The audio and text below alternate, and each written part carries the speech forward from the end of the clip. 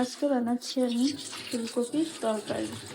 তো আজকে গরম জলের মধ্যে এখন আমি মিলিয়ে দেবো 1 টিস্পুন নুন। এগুলোর মধ্যে ফুলকপিগুলোকে ছেড়ে দেবো, যেগুলো আমি আগেই টুকরো টুকরো করে কেটে নিয়ে, তো এগুলোর মধ্যে ফুলকপিগুলো ছুটিয়ে নেবো। তাতে এটার থেকে একটা যেরকম গন্ধ বেরোয়, ওই গন্ধটাও চলে যাবে, সফটও হয়ে যাবে। যার গ্যাস্ট্রিক বা কিছুর প্রবলেম থাকলে সেটাও কম হবে। তো এইভাবে আমরা ফুলকপিটাকে ভিজিয়ে রাখবো অল্পক্ষণ ঢাকা চাপা দিয়ে। এদিকে আমি টুকরো টুকরো করে দুটা আলু কেটে নিয়েছি, যেগুলোকে আমরা এখন ডিপ ফ্রাই করব। এদিকে আমি তেল উনুনে বসিয়ে দিয়েছি গ্যাসে, গরম হওয়ার জন্য, হিট হওয়ার জন্য। তারপরে আমরা এই আলুগুলোকে এটার মধ্যে ডিপ ফ্রাই করব। আমাদের তেলটা ভালো করে এখন গরম হয়ে গেছে, তো এটার মধ্যে আমি আলুগুলো ডিপ ফ্রাই করে রাখছি।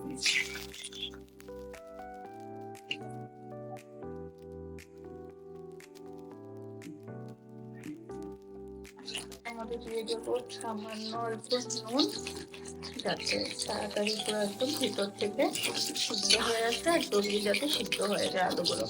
এদিকে আমি বানিয়ে নেবো আরেকটা ব্যাটার বানাচ্ছি। ওই ব্যাটারটার জন্য আমি নিয়েছি পোস্ত, শুকনো লঙ্কা, কিশমিশ 4-5টা, কাজু 4-5টা, দারচিনি, এলাচ। এটার মধ্যে দিচ্ছি আমি আদা, কাঁচা লঙ্কা, টুকরা পেঁয়াজ, টমেটো একটা মাঝারি সাইজের, এগুলোর আমি পেস্ট করে নেব। পেস্টটা রেডি করতে করতে এদিকে আমি আলুগুলো লালচে করে ভেজে তুলে নিয়েছি। এখন আমি ফুলকপিগুলো ভেজে নেব, কয়েকটা করে ছাড়বো তেলের মধ্যে।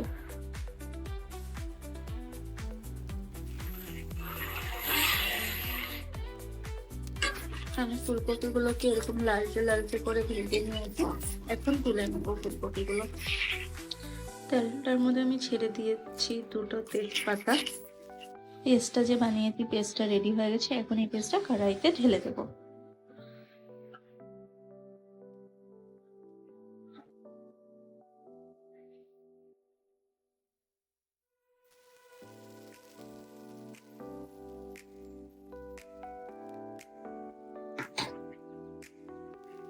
এখন মিক্স করে নেবো তেলের সাথে।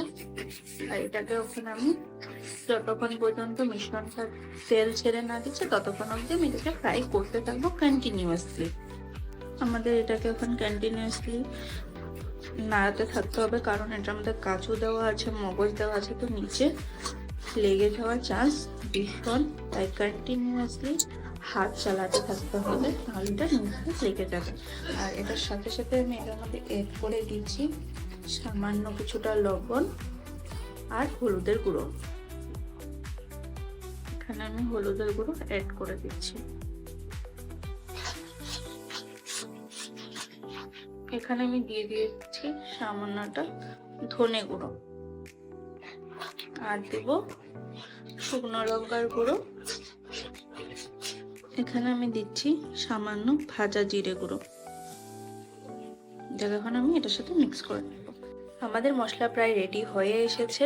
এটার মধ্যে আমি অ্যাড করছি কড়াইশুঁটি। এটা না অ্যাড করলে হবে না শীতকালে, তো তাই আমি অ্যাড করছি কিছুটা কড়াইশুঁটি। এখানে আমি অ্যাড করে দিলাম কড়াইশুঁটিটার সাথে আরো কিছুক্ষণ আমি ভেজে নিব। তারপরে আলু ফুলকপিগুলো দিয়ে জল দিয়ে মাখো মাখো করে নামিয়ে নেব। একে একে আমি এটার মধ্যে আলুগুলো ছেড়ে দিচ্ছি, যাতে আলুগুলো যদি বাই চান্স শক্ত থেকে যায়, তাহলে এটার সাথে ভাজতে ভাজতে আরো গলে যাবে জিনিসগুলো। এগুলো সব অ্যাড করে দিয়েছি। তখন জাস্ট দেব এটাকে একটা গুড মিক্স। প্রায় হয়ে আসলো। আমি এখানে গরম জল দিয়ে দিচ্ছি।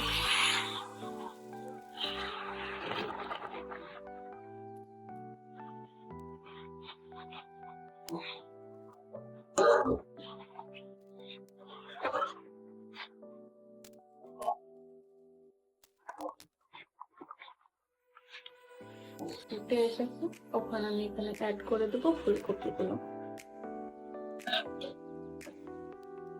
জাস্ট একবার নামানোর আগে নুনটা চেক করে হালকা অল্প ঘি দিয়ে জাস্ট গরম মশলা দিয়ে সার্ভ করে নেব। এটার মধ্যে আমি এখন অ্যাড করছি কিছুটা ঘি,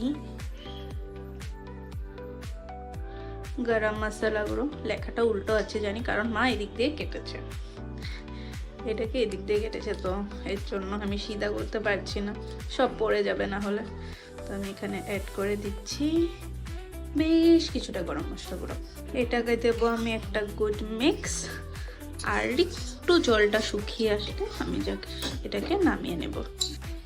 এটাকে আমি এইভাবেই অল্প ঝোল ঝোল থাকা অবস্থায় নামিয়ে নিয়েছি, কারণ এটার মধ্যে আলু দেওয়া আছে তো ঝোলটা একটু শুকিয়ে যাবে, তাই আমি এইভাবে নামালাম। আপনারা যদি চান আপনারা আরেকটু ঝোলটাকে টানিয়ে নিয়ে নামাতে পারেন।